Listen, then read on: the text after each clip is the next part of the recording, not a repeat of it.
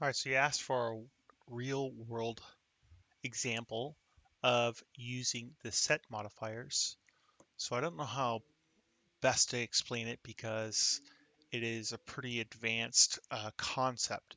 Um, but in my real world example, I've created a dynamic front line that either moves forward or backwards depending on objectives destroyed. So over here we have three red objectives, and on this side we have three blue team objectives, right? And so the red team needs to come fly, destroy this objective, and when they do, um, our front line will move. Oops, wrong one. Let's see. Our front line will move, and then this objective will turn red, right? So now the axis needed to destroy four objectives instead of just two. And then let's say the red team gets this objective as well. So then our front line will move again, right? And their red team will get this objective. Um, so, but let's say the blue team somehow, because the red team's stretched pretty thin here, right? So the blue team somehow they get this back, and so it turns back to being red. I'm sorry, being blue, and then the front line gets moved back, and then they move it again, and our front line moves again, right? And so on and so forth. Maybe they even get this next one, and the front line moves even another time, uh, right? Something like this.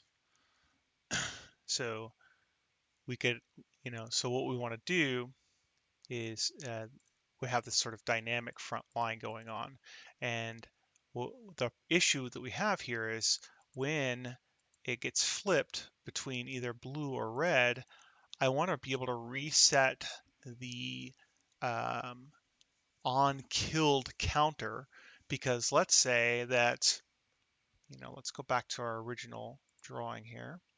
Let's say that blue team striking this red one, and it requires 10 kills to destroy it, but they made 5 kills, and over here, red team, it also requires 10 kills, but red team somehow was able to get 10 kills.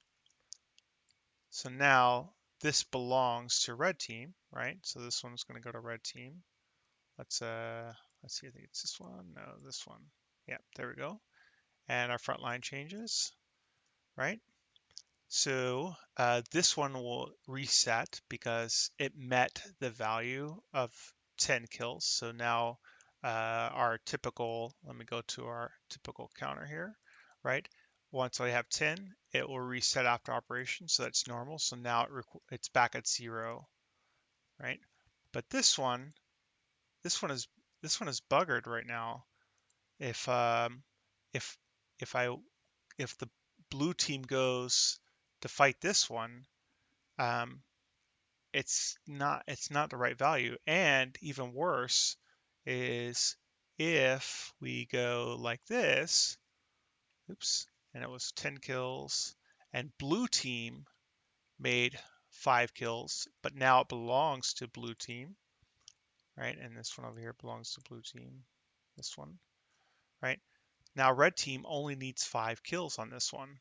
It's very hard to explain, but basically the counter is not reset, and I want to be able to reset it every time the objective switches teams. So it needs to look like that, basically. So I have that logic, and as you can see, it's wild, right? This is very advanced. But the idea here is that um, the, on mission begin, it belongs to the allied team. The Axis needed to kill it.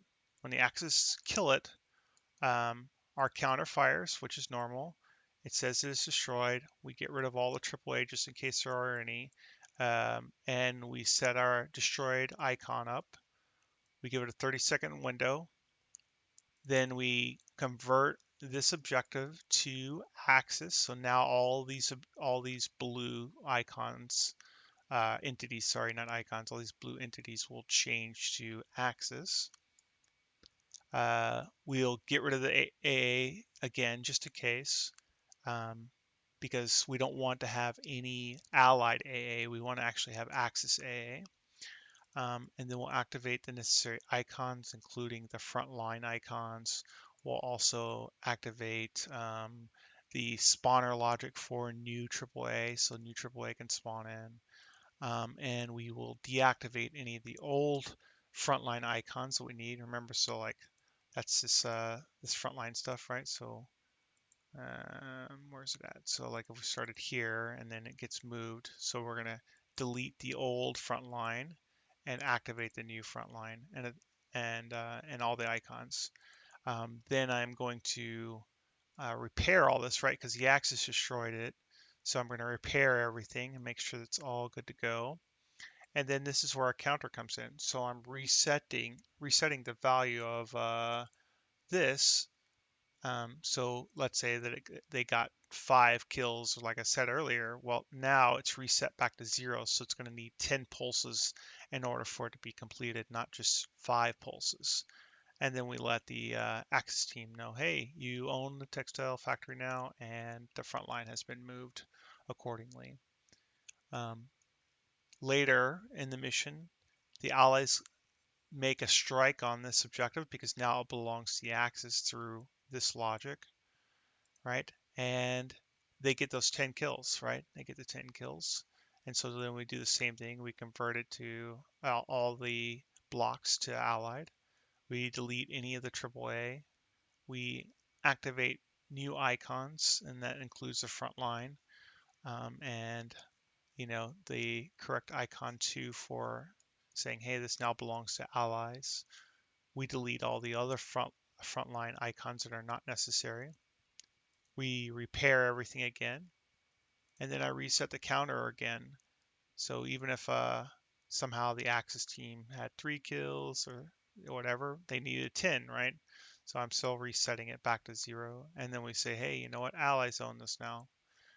And so it's a dynamic front line that basically gets moved backwards and forwards. And so the game can last a very long time because the front line continually moves forward and backwards depending on who owns what objective and so on and so forth. So that's an example of how to use this set counter. Uh, I'm sorry, the set modifier to reset a counter basically, even though the counter hasn't reached its complete value. I'm not sure that I explained that very well, but I hope that it makes sense. Again, it's a pretty advanced topic, and if you have questions, by all means, ask away. Thanks again for watching, and have a good one.